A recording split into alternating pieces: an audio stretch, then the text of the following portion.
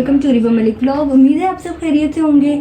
तो इस वक्त मैं रेडी हो गई हूँ और दोपहर के 12:15 हो रहे हैं।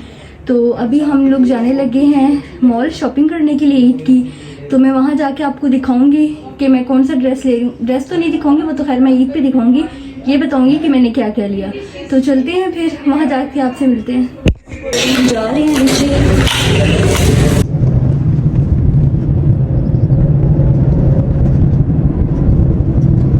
पहुंच गए हम, अब अंदर चलते हैं।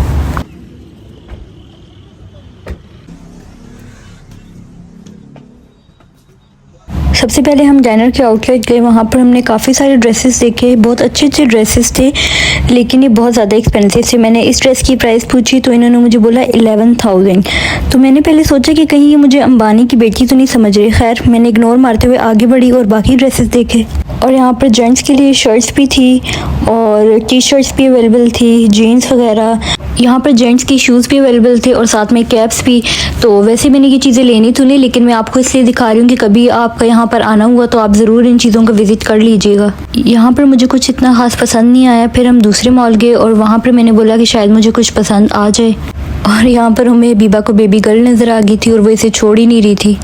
फिर हम लोग लिफ्ट में चले गए और हम इसको अंदर कर लिया ताकि ये दोबारा ज़िद ना करे। बच्चों के कुछ कपड़े लेने थे तो पहले भाभी ने उनके लिए कपड़े पसंद किए, यहाँ से बच्चों के कपड़े लिए। और ये टेडी बियर इतना क्यूट लग रहा था, रेड कलर का। बच्चों के कपड़े सिलेक्ट कर लिए। जैसे ही उनकी शॉपिंग होगी तो फिर हम लोग ऊपर गए। ऊपर सिर्फ लेडीज़ ड्रेसेस थे और ये बैग मुझे इतना क्यूट लग रहा था, गोल मटोल सा। पहले मैंने सोचा मैं ले लेती हूँ, फिर मैंने बोला कि अब क्या मैं ऐसी हरकतें करते हुए इस उम्र में अच्छी लगूंगी, फिर मैंने छोड़ दिया।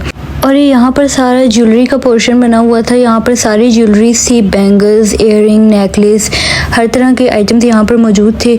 यहाँ से मैंने अपने लिए कुछ ज्वेलरी वगैरह ली।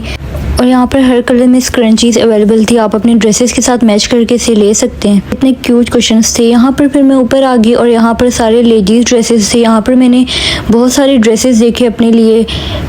और इतना टाइम देखने के बाद मुझे यहाँ पर भी कुछ पसंद नहीं आया तो मैंने बोला चलो ऊपर वाले फ्लोर में चलते, शायद वहाँ पर कुछ पसंद आ जाए मुझे। लेकिन ऊपर वाले फ्लोर में भी कुछ खास ड्रेसेस थे नहीं। जेज़ब के और वहाँ पर हमने ड्रेसेस देखे और रास्ते में इतनी तेज़ धूप थी कि मैं आपको क्या ही बताऊँ, मुझे तो लग पता गया था। जेज़ब के फर्स्ट फ्लोर में जेंट्स ड्रेसेस अवेलेबल थे, शर्ट्स, टी शर्ट्स, कुर्ता पजामा, शलवार कमीज़, ये सारी चीज़ें थी।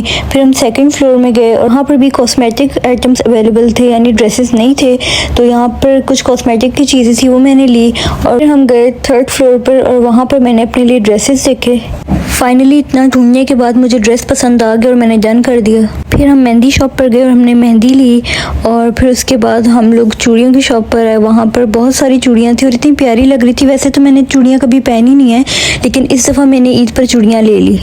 फाइनली ईद की शॉपिंग डन हो गई, अब हम घर जा रहे हैं।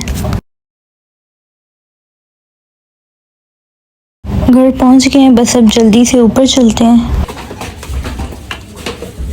सो फाइनली चांद नज़र आ गया है। मैं अपनी बात नहीं कर रही, मैं ईद के चांद की बात कर रही हूँ। अच्छा, चांद नज़र आ गया है। आपको मेरी तरफ से चांद रात बहुत बहुत मुबारक हो। तो मैं शूट नहीं कर सकी, मैं असल में पार्लर गई थी और वहाँ से मैंने अपने आईब्रोज बनवाए, फेशियल करवाया और मेहंदी लगवाई। आप देख सकते हैं मेरी मेहंदी कितनी अच्छी लग रही है, इतना अच्छा कलर है मेरी मेहंदी का। और आपको बहुत बहुत चांद रात मुबारक हो।